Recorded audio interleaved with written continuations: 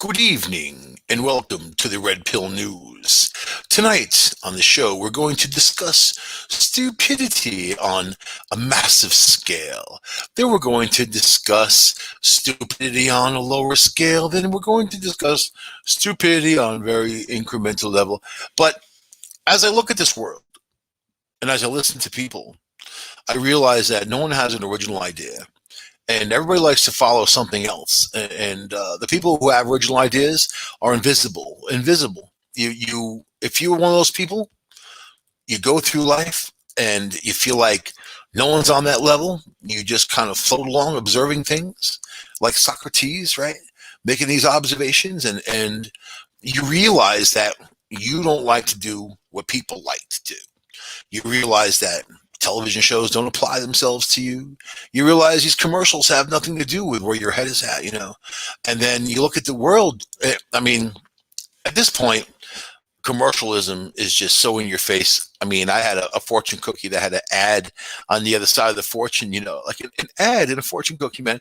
But now with the internet, you mention something with your phone around, your computer around, if the microphones are active in that software, whatever software we're talking about, Google or something, it takes what you say and it processes those words. Or if you do a search for something, it takes that, processes it, and sends ads at you ad nausea. Ad nausea. That's what ad nausea means. There's no way around it. And it used to be years ago, still to this day, spam in your mailbox. Not talking about email here. You're talking about physical mailbox. You go to the mailbox. Like I have a P.O. box. I go to the P.O. box, take the mail. I stand right by the recycling in the post office, and I'm like, okay, get rid of all that stuff. Take my three little measly pieces of mail home, right? These days, if you open your email, there's a ton of spam and crap and whatever, and there's almost no way to get rid of it. Even if you go to those sites and you put in your name and then your email, they don't take you off the list. It's just bull crap, right? So the only way to avoid it is to not play, not have an email, not go there, and like back in the day, like getting my car. I had Camaro with T-tops or Trans Am, which also had T-tops. I'm a T-top kind of guy. Cruise down the road. You got your radio. There's no computer in the car. There's no nothing. Just you, car, your motor, your radio, your transmission, rear, wheels, cruising down the road.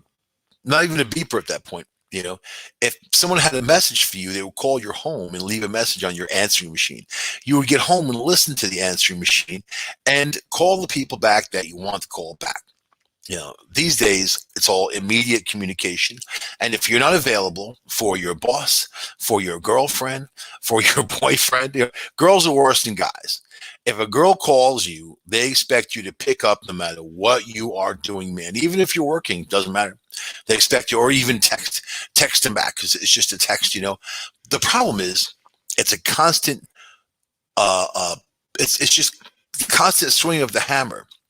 There's no downtime unless you shut the thing off. And if you shut the thing off, you're going to get all kinds of questions. How come you're right there? How come you didn't answer? Who are you with? What are you doing? You get all that. So at the end of the day, it's lose-lose, right? Or you're cruising down the road and your phone's tuned in to your car's entertainment system. You rocking out, listen to one of your really awesome songs, and then boom, it cuts in. There's a phone call, all right? And yeah, you can shut your Bluetooth off. You can shut the phone off. Shut the Bluetooth off and lower down the level of the phone and then kind of put it to the side. It's getting harder and harder to do that. You notice that?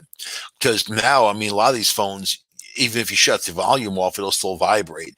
And then the older phones, you can shut the vibration off. A lot of the newer phones, you can't shut the vibration off. The ad generating world wants to penetrate you and take your money. That's what they want, And if you fit in to that type of world, then that's fine. Some people enjoy it. They like seeing the ads, I guess, or they're looking at Facebook and they're seeing all the stuff that they just searched for. But it gives you the creepy feeling that you're being watched. right? You're being tracked, you're being followed, but by who? Not by the government. They can't. They can't track anybody. You see the unbelievable gang problem we have in the United States of America and crime problem. If the government was tracking these criminals, they certainly would be able to put them in jail, wouldn't they, or stop them from crimes? So for your average person sitting there saying, "I can't talk in front of my phone because the government's listening," it's not the government; it's Google. Or corporations like that are listening to you, processing it, recording that information and keeping it for themselves to use against you and throwing ads at you, right? So you have a lot more to be afraid of. And in this time and age, all right, we got volcanoes blowing up. We've got a global pandemic, which is getting worse. We've got floods. We've got fires. We've got earthquakes. Now we have these geostorms from the sun that says it's going to short everything out in the next few days and all that. Yeah, I'll tell you, if you focus on all of this mayhem, you will never be happy. You'll never be able to crack a smile because the dogmaticness of these things and events and also how people react to it is going to be on your heels.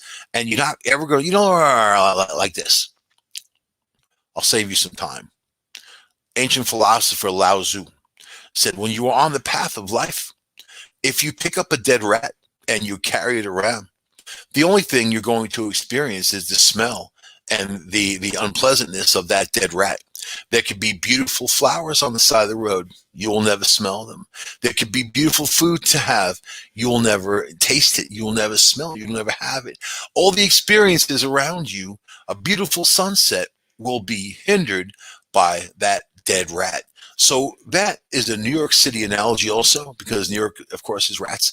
But if you think about it, it's the truth of negativity and where it'll take you and where it'll drop you. And don't expect people to be kind when you're down. I've been down since my mother's death. Don't expect people to be kind. Don't expect it. In fact, I was driving past a house today and they have a big heart on the front lawn. Said, "Be kind." I yelled out, "F you." You know why? Because one, it's an assumption to think that I'm not kind and I'm driving past and I happen to see this sign. So obviously they're talking to me and anybody else who's driving past. Assumption. Number two, don't tell people what to do. How about you say kindness is love? Love is kindness. Kindness can bring happiness. Whatever, man. That's all you gotta say. Stop telling people what to do. But that's the world we're in. The world of fake outrage, the world of people telling you what to do, that they're judging you in your life because they wouldn't do what you do. Well, guess what? I'm a different person. I can do whatever I want to do. I'm a different person. The things I like to do, I'm sure most people out there don't like to do. So it's like that. In fact, the only thing I think we can all agree on that we all like is pizza.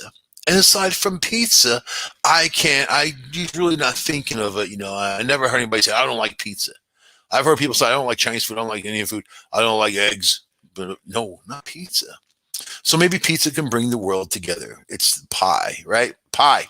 So in this world, you have COVID-19. You have people who don't believe in it or people who have politicized it. Not just that, they're so angry about it. I encounter people out there. I talked to a dude today. I was in a store and he was just so angry that people were wearing masks. And it's like he's telling people, "I'll rip the mask off you." He said it to me because I'm 6'5" and nearly 300 pounds. Yeah, dude like that, you don't want to say, "I'm going to rip your mask off." That guy was like a little a chihuahua. You know what I mean? People like that who are all powerful, yelling at old ladies saying they're going to tear their mask off. Just an idiot. You know what I mean? Stupid idiot. Stupidity on a massive scale. To say this COVID-19 doesn't exist, you got to be a blooming idiot. To say that people aren't dying of COVID-19, you have to be objectively stupid. There's no fixing stupid either. So these people are out there. And it's like the guy in Texas, a big fat guy who he had rallies against COVID and rallies against wearing masks and vaccines, and he was against this. Guess what? He's dead. He died of COVID-19. And then his wife instead goes out and starts a GoFundMe page, because he's got a baby and 4 other kids breeding out of control, right? And now they can't afford to live because the guy is dead because of COVID-19.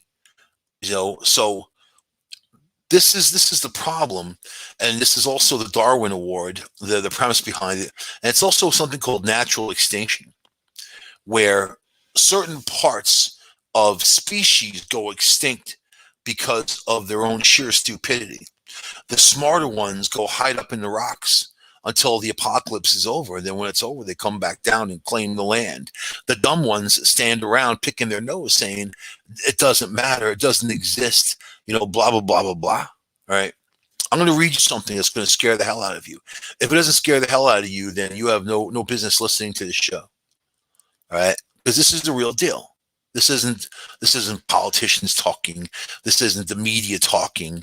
This is what's happening. All right, there's a new strain, like you know about the Delta strain, and I've talked to you about the Lambda strain that's taking hold in California right now. So listen to this, right?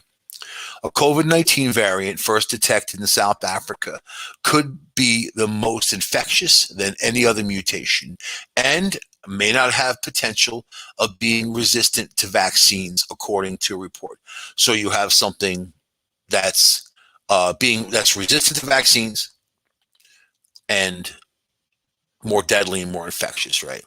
The C.1.2 strain has been linked to increased transmissibility and is said to have mutated the most from the original virus, which emerged from China, from Wuhan, from a weapons lab in Wuhan, at the end of last year, of course, right?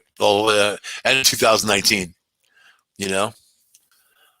The strain has a mutation rate of 41.8 mutations per year, almost double the global mutation rate seen in any other existing variant of concern, according to experts at South Africa's National Institute of Communicable Diseases and the KwaZulu National Research Innovation and Sequencing Platform, which is intersected with America's CDC, don't forget, and also the World Health Organization. So you have a lot of heads in the game trying to stop these things.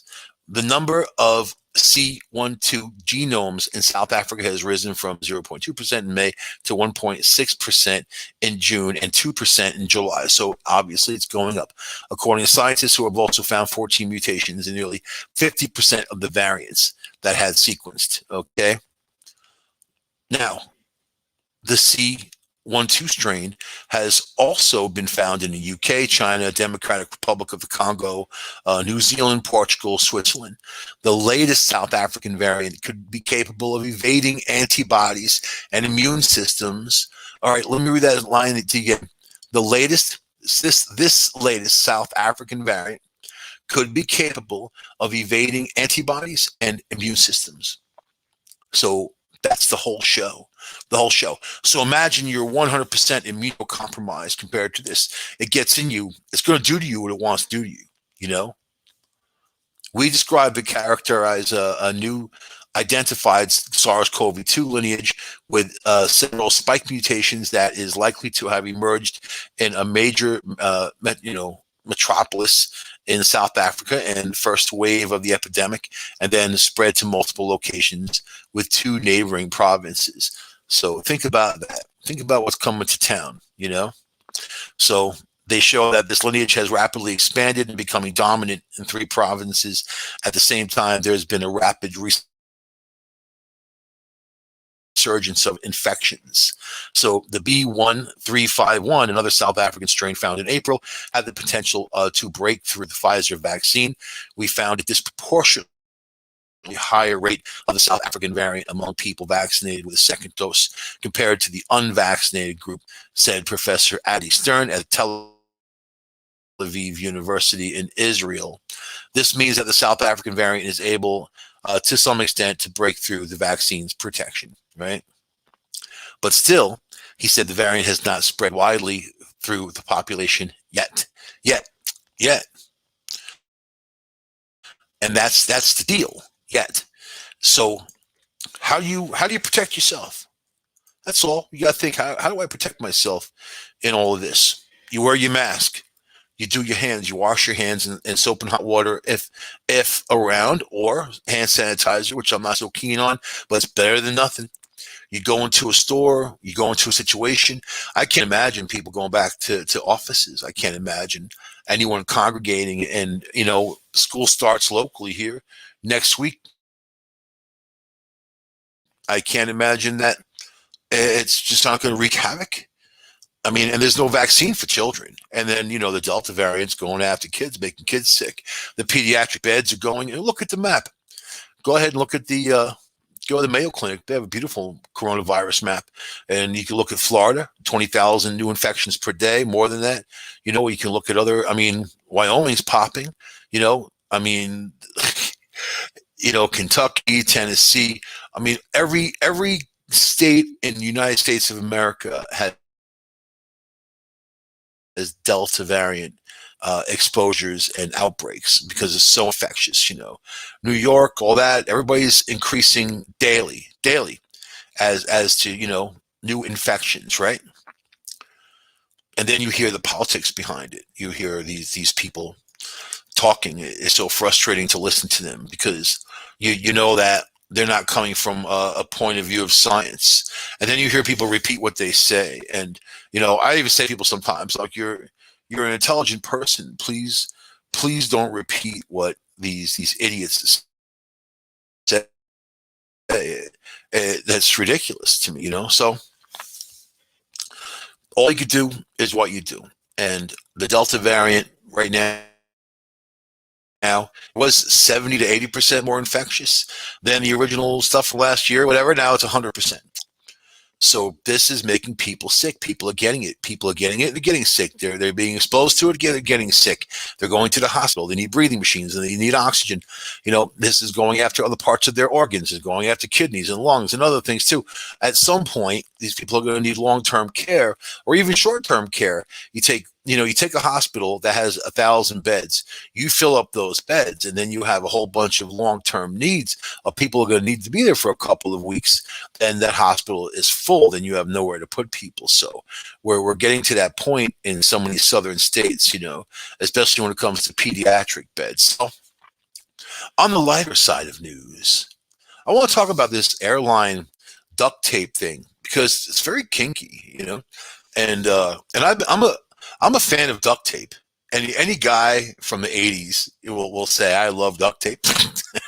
Well, you will never find a guy that has a car that doesn't have a roll of duct tape in the back of his car. If not, then he doesn't even deserve to drive that car. So what? Duct tape has a million uses. Also, keeping airline passengers in line. You duct tape women, kids. I haven't seen any men duct taped yet. It's always been the women and the kids, but it's these women who are completely out of control. And I think they're out of control because they can be these days, because of all this Me Too stuff. And they know that they can, when there are people that know they can get away with things, they will. Whether they should or not, whether it's right or not, it's that they will. And that abuses privilege for other people. And then people start getting sick of their whole act. And that's how things change in our society. So here we go. Please don't duct tape the passengers. United Airline warns flight attendants. You mean it's not part of their protocol? It's not in the flight attendant book? Passenger out of control. And there's a little picture of duct tape, next to Yeah, you need the picture. A lot of people don't read. I was in Walmart the other day, and they had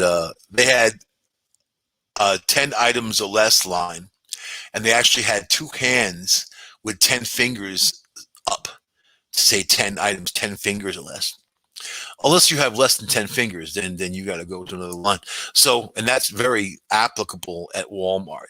So, and when I want to feel thin, I go to Walmart. So, and I'm not saying anything about anything. I'm just saying that it makes me feel good. It makes me feel good. United Airlines sought to avoid its own sticky situations with passengers by warning staff to refrain from using duct tape to restrain unruly flyers. And you think The duct tape on an airplane, you know what I mean? Like that in of itself is kind of interesting because it's not really the environment necessarily where you'd want to have duct tape, but duct tape has a million uses, including keeping passengers in line, right? After flight attendants on two other airlines recently resorted to the tactic making the memorable viral videos. Please remember that there are designated items. Oh, I have to read it like Please remember that there are designated items on board that may be useful in different situations, and alternate measures such as duct tape should never be used. John Slater, Senior VP for In-Flight Services, wrote in a memo obtained by Newsweek. As you've likely seen, a few airlines have recently made news about the way they've handled situations on board. The overwhelming majority of our customers have been on their best behavior throughout the pandemic and returned to our flights with confidence and enthusiasm, he wrote. When things have evolved, you've relied on all aspects of in flight safety training, including de escalation, the memo added. Slater was referring to at least three incidents now involving duct tape used on passengers on American Airlines and Frontier. Flight attendants on a recent American Airlines flight from Maui to Los Angeles taped down a young boy when he threw a tantrum, and the flight was diverted to Honolulu. Now, I read that story. It wasn't a tantrum. This kid was freaking going crazy, trying to kick the windows out of the plane. Yeah, they took duct tape and they actually did the right thing. What are you supposed to do? They should have a little jail on the plane, I guess, or something down in baggage, like a cage. Just put people in. I don't know. Duct tape sounds like it works. It definitely changed his behavior, which you know what? It's half the battle. The flight was diverted to Honolulu, so then they're going from Maui to Los Angeles.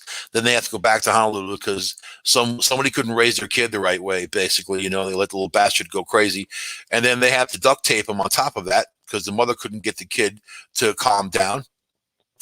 In another incident, Maxwell Berry, 22, was taped to the back of his seat on a Frontier flight from Philadelphia to Miami on August 3rd. He was accused of groping two flight attendants. So here's a guy, like a Cuomo. He's probably a Cuomo cousin, right? Cousin Cuomo. Grabbing some whatever, gotta get, hey, let me grab you. My cousin's the governor of New York, or he was anyway. And they're like, we're not having that. They whip out a roll of duct tape.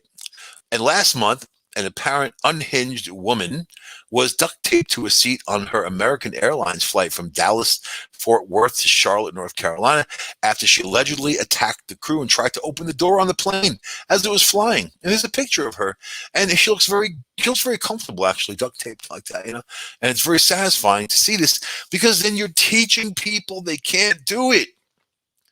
You're teaching them that your kid goes out of control. We're going to duct tape them to a seat. You try to open the plane during the flight, you're going to get duct taped. Better than that than have a bunch of passengers stand up and pummel her, because that can also happen because people are really off the wall these days. The morale of the country is very low. We have no leadership whatsoever. If you look at this Afghanistan debacle, it'll show you exactly where things are at. And people are losing it. You're going to see more and more stories of people completely losing it, right? Okay. So United Crews have also used duct tape to restrain a disruptive man who was able to slip out of handcuffs on a flight in 2003. You see, handcuffs versus duct tape. Which one works? The duct tape, right?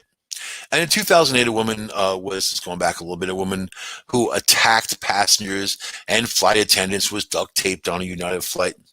So good. I'm all for it. You know what? It's alternative to something worse and violent or whatever could happen, or God forbid if they, succeed in breaking a window or doing something like that. That's these people, though. But people like feeling sorry for themselves. And people like, you know what? In our society, there's a large group of people who are taught that they're victims at birth, and these are women. And women are not victims at birth. Women is the other half of men, right? I see things differently with all this nonsense going on these days. And yeah, obviously I believe in equal rights for everybody, but I think that we all have our roles in this world, but when it comes to what you brainwash people when they're young and what they grow up with, it really doesn't make any sense to do that because you're not helping anything in society, right? And you see a lot of these teachers these days who are getting called out because, the one took down the American flag in her class. Then she puts up the rainbow flag, saying it's for gays and transsexuals. Then she has the kids pledge allegiance to lesbians or whatever. You know what? And yeah, people are outraged. And it's no way to win over somebody that you're trying to prove a point on. There's no way if you're saying, okay, I'm going to prove a point to you, but I punch you in the face. The only thing you can be thinking about is getting punched in the face. You're not going to care what the hell anybody has to say, so everybody should be respected. And unless they're disrespectful, unless they're people who are horrible, they hurt animals, they hurt other people, those people. But what about the narcissists out there? And there's plenty of them. And what about, what I'm going to talk about? Paula Poroskova, right? She's famous. I don't know who the hell she is, but she's famous. She shares, I'm talking about it because I like the story. She shares a crying selfie saying that she was blindsided by betrayal. So it's funny when people do the selfies, man.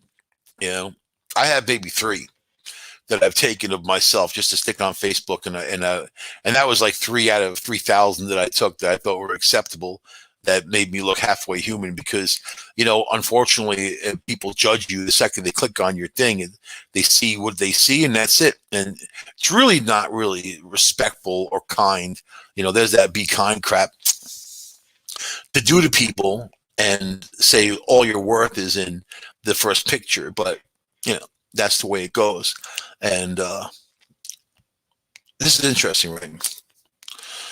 So we're in a world of feel sorry for me because you need to feel sorry for me, even though I have so much. Feel sorry for. How many times do you see these people who are so overly privileged and they get to the top and they're doing their thing, but yet they're full of drama and they're always feeling sorry for themselves. And, and it's like then there's people out there that have nothing and they're happy. That should say something to you, right? So this Paulina Poroskova let her guard down right, in a sentimental message to fans, according to the lengthy post, a bare-faced photo of the former supermodel in tears. And she has pretty privilege because an unsightly person is not going to get any kind of support. It's just going to be a total onslaught of misery from people attacking you because you're so ugly when you cry. And that's my thing. I have a very hard time keeping a straight face when people are crying. And this is because people look so ugly and stupid when they cry. When you're used to someone having a certain face and then it contorts and it gets all red and it's funny as hell, man. It's just funny. It's funny when a kid cries, funny when people cry. I'm sad that they're crying. Not really, because I didn't make them cry, probably. I have empathy for people when they're really in pain or something. But if you're crying over some stupid thing, well, really? So, all right. Here she says, I know you have all enjoy. I'll read it how she writes it because she doesn't speak like it. I know you all enjoy happy posts, seeing people pick themselves up, dust their pants, and get back on the horse, all while smiling to let you know this fall just made them stronger and better people. The 56-year-old beauty began. So first of all, she's 56. She hit the wall a long time ago, especially for a supermodel. When they hit the wall, they can't handle it because their whole life is the way they look. And if they get 1% less in their looks, man, people brush them aside because there's always new ones coming out. There's always younger, more beautiful, better models coming out, right? In the world. That's the world that they're in. But it's also the world that they chose, So you can't feel bad for that. So, but she says, But every day is not a happy day on the path of recovery. She went on. Trust after being betrayed seems as far fetched as being shot into space. Don't tell that to a couple of those guys who just got shot in the space. Correction.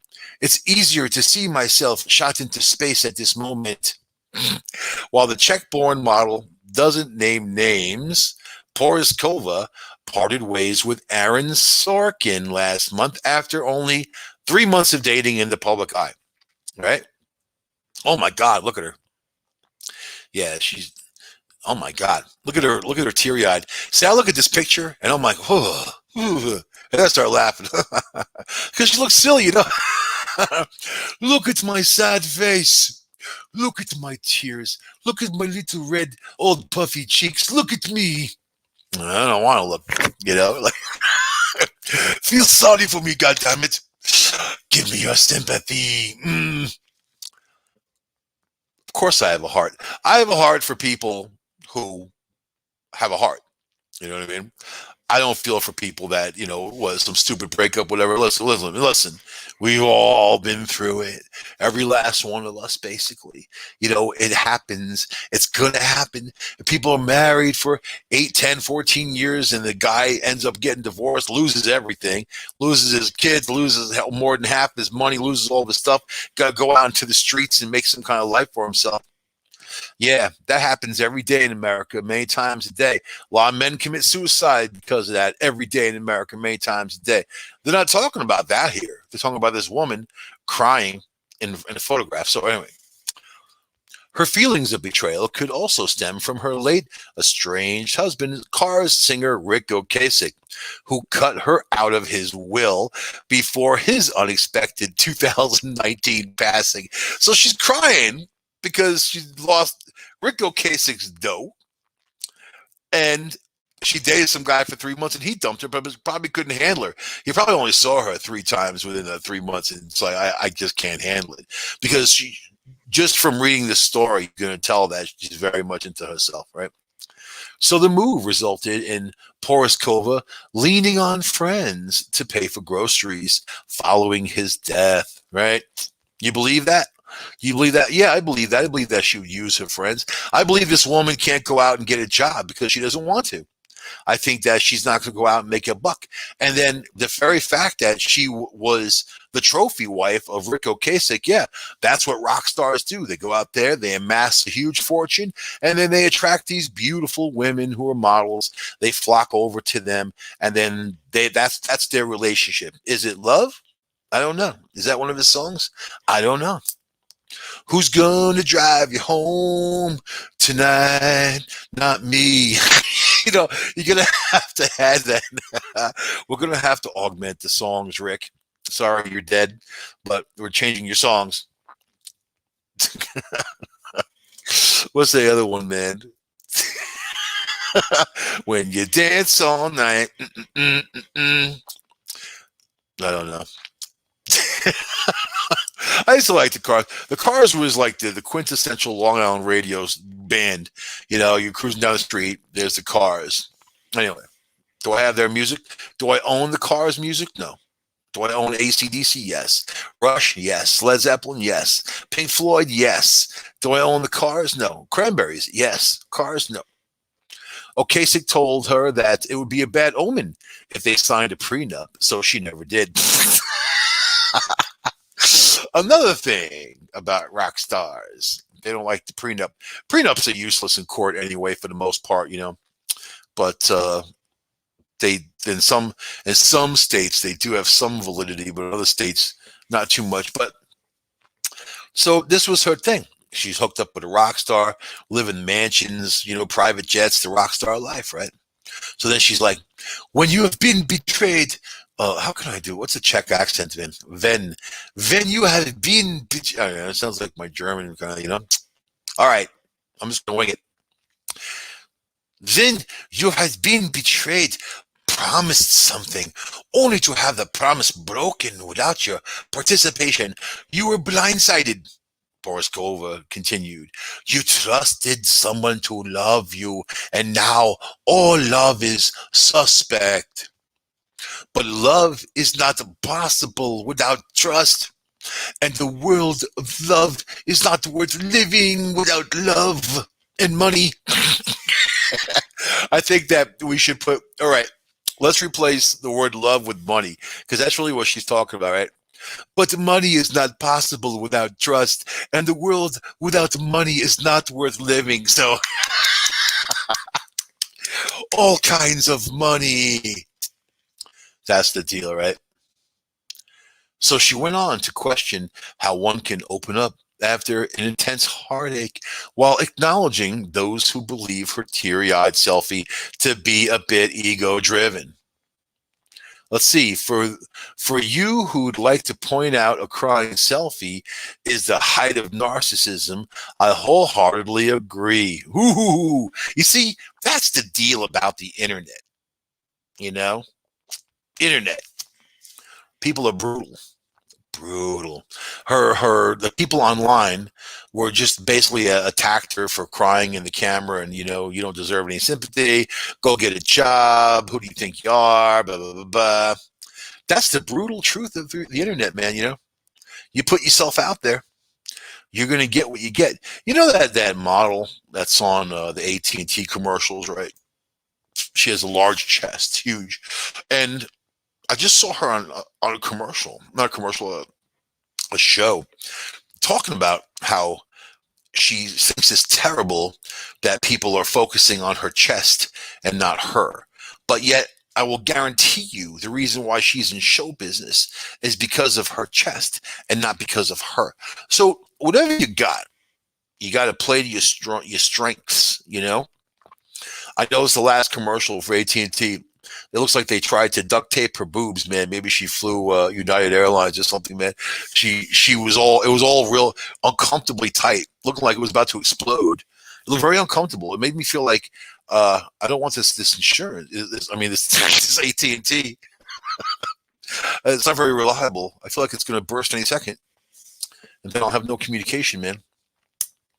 So here's another one. So not long ago, Alex Rodriguez, the very famous A-Rod, terrible baseball player, but he must have been good. He must have been good enough to make the millions he made.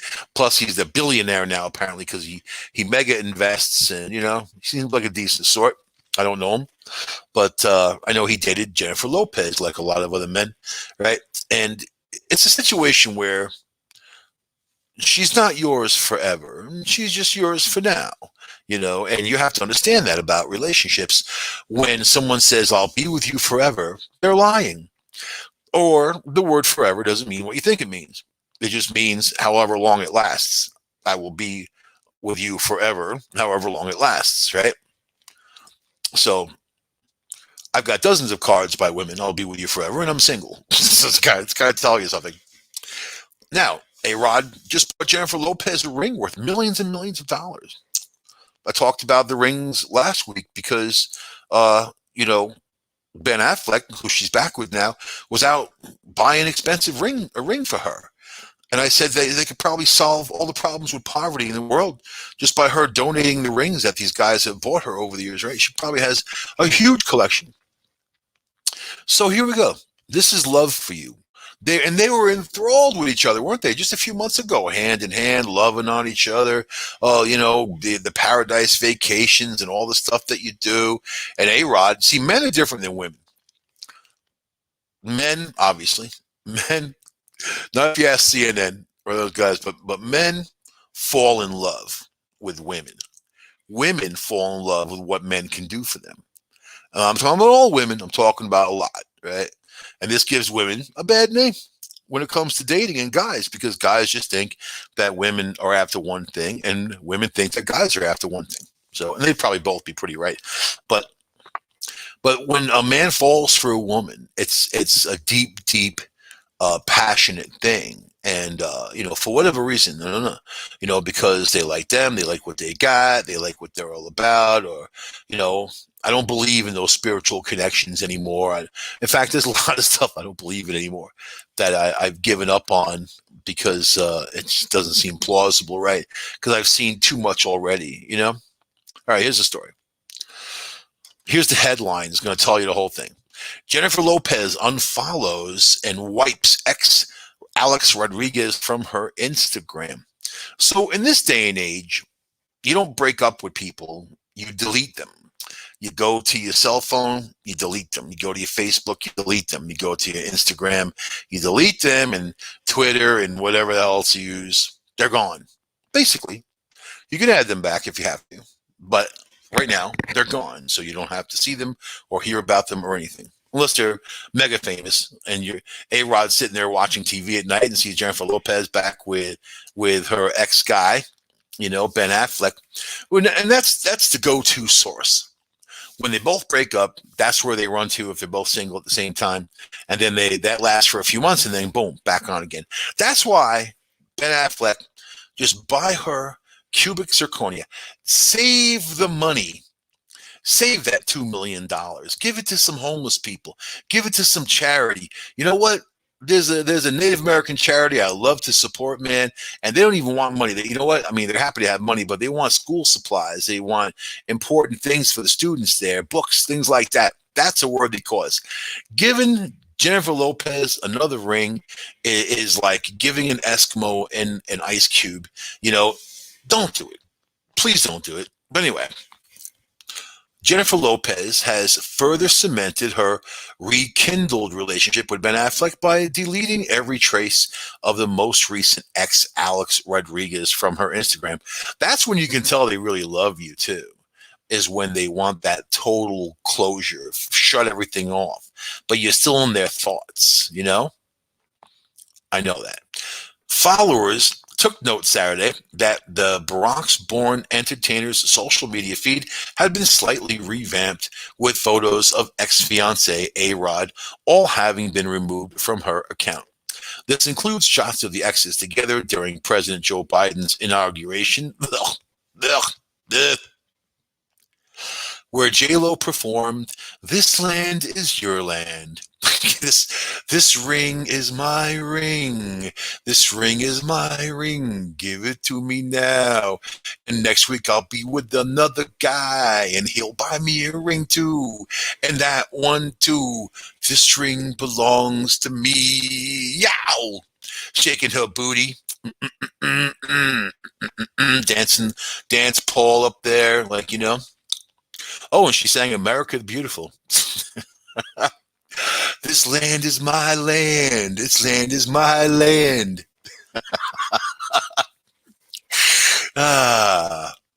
Photos and clips of the star also during the event, however, remained, of course, because it's her performing, The Hustlers star, 52 years old, also followed the former Yankees, 46. So he's younger, man. There's one thing, Jennifer Lopez has to be careful now. Because the second I read her age, I said to myself, she looks good for her age. That's like the worst thing you can say to a woman, man. The worst possible thing. Guys, they don't care. Guys like it. Guys, men age like fine wine, but women age like milk. And then when they see, you look good for your age. Ooh, I mean, that deserves a slap right there. You get struck. You look good for your age. Slap. I'm sorry. It's like that though, isn't it? When people, especially these people who are out there known for their body more for their music, you probably can't name her songs, but you can name what outfits that she wore during the Super Bowl and all these other things, showing her coochie and whatever. And I don't know, it's more about objectification of women to me anyway, but it's just kind of funny. That's all I'm saying. So let's see. This is a month after they broke up. 1 month after this was back. They split in April, so not a month. Lopez has since circled back to Affleck, who was 48, another younger guy, and they got the mommy syndrome, right? She's like a mommy figure to them. That's younger guy, older woman type of thing. She dates a lot of younger guys. Probably because older guys are kind of decrepit at that point.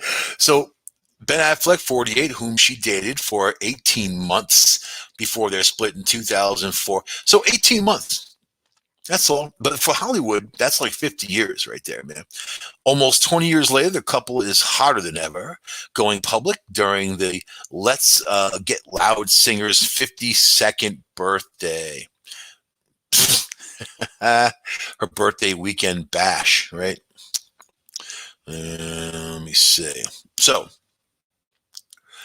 upon his return to the States, the baseball pro declared he was stepping out with the Big D energy, determined, darling, and dapper AF. I'll tell you what that means. He celebrated his birthday, 46 years. A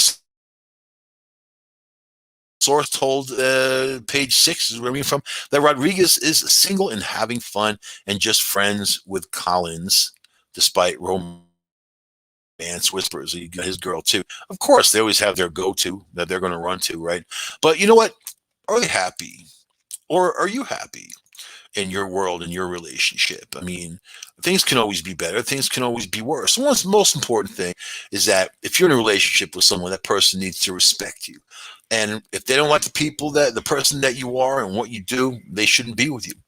You shouldn't get with someone that you want to change. You should get with someone that you're happy with the person that they are and you're comfortable with that, right? So I think that, I don't know, a lot of it has to do with people who are being brainwashed by media sources and others. There's so much of that out there, and it's expectations, right? What they expect, it all started with the Kardashians, and then did this pie in the sky life that these girls all of a sudden had no talent, no ability, no nothing, and then there they were, very wealthy, stepping out with all the famous people and the mansions and all that. But look what it did. Look what it did to them, and look what it did to their lives. And, they leave a very shallow plastic existence. I mean, and that's fine if that's what they want. And the problem is it's like a disease, and it spreads. And then there's people who are sitting home watching this, especially young girls who are like, hey, I want all these things. And, it becomes unrealistic when, because not everybody gets there. A very small percentage of people get there. Look what it did to Bruce Jenner. You know what I mean? Really? You want to talk about pretty weird going on? But when I look at television, which I really don't, I do. I put it on. I flip through the channels. I'm like, oh my God, this is horrible. And then I shut it off. If The Office is on, I'll watch those reruns. I just kind of leave it on in the background. But then I mute out. I have to have the remote handy. I have to mute out the commercials because they're so obnoxious and offensive to me, And there's just nothing I want to be part of with those commercials. Like, they don't apply to me anyway. I'm not buying or want anything that they have. So it's pretty simple. But I can see what they're gearing it towards. And, I think that in your quest in life, what's the meaning of life? Everybody asks that question. What's the meaning of life? I hear that all the time. What's the meaning of life? When I became a reverend 5 years ago, man, they just sent me a thing to remind me that you've been a reverend for 5 years and not paid your dues. Just kidding. I don't have to pay.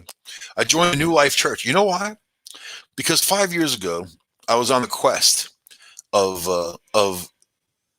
useless titles of the path of least resistance. Does that make sense? I became a captain, a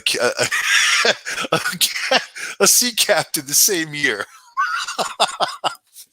Same year, reverend and captain. Damn it. So they sent me this thing, as a reverend, you could do marriages and counseling and all these things. I did it because it's the same group that The Rock signed up for, The Rock. So everybody's got confidence and paranoia, right? You have your confidence on one side telling you you're drop dead gorgeous, you're sexy, you can't make a mistake, everything you do is great. Then you got your paranoia. It tells you you're fat, ugly, and stupid, no one loves you, and everything you do, you're a goddamn failure, right? And you have to kind of, find the balance between those two. So my confidence is Rock. That's the dude, and you can see very simply why he's that confidence, So when I think of that confidence talking to me, that's what I want. is that kind of strength, because I think he's a confident guy. But then my paranoia is Pee Wee Herman. But Pee Wee Herman, at his downfall, when he got caught in that porno theater masturbating, and it was worldwide news, and his career was destroyed. Most likely because I'll guarantee Mr. Rogers hired a PI or somebody around him did to follow Pee Wee Herman to find some dirt on him to bring his show down because it was so successful. I do believe that happens all the time. Yes, being a PI, I do, I do believe that. So, but that's their weakness. I want the strength. I don't want the weakness, man. You know. So probably the paranoia should be female. I don't know, man. There's a few people in my life that could easily, but that's toxic. You don't want toxic. And you know what? Not everybody's like that. And when you hook up with someone who's toxic like that, you need to respect yourself afterwards. You need time to heal. You need time to think and understand and listen to the people who love you. Listen to your fans and not your critics. You know, I'm going to leave you guys with that. So yeah, I'm very happy that Joe Montaldo's studio, United Public Radio Network, is still in one piece after that huge, gigantic hurricane came through, that he didn't suffer any real damage or anything like that. So, but as always, you know what? You can go to the United Public Radio Station website and always support the shows by donating. That's beautiful, man, because we don't give you commercials. Maybe sometimes we do, but not like the other people do. Anyway, I'm going to see you guys next week on this show, and tune in to Discovery Paranormal on Tuesday night. I'll be talking about pterodactyls and how people are seeing pterodactyls in the Carolinas and out in Utah. And I have actual pictures of pterodactyls that people have killed throughout the years. And you're going to be amazed when I tell you this information, man. So I'll see you guys on United Public Radio Network on Red Pill News next week. Take the red pill, take the red pill, take the red pill.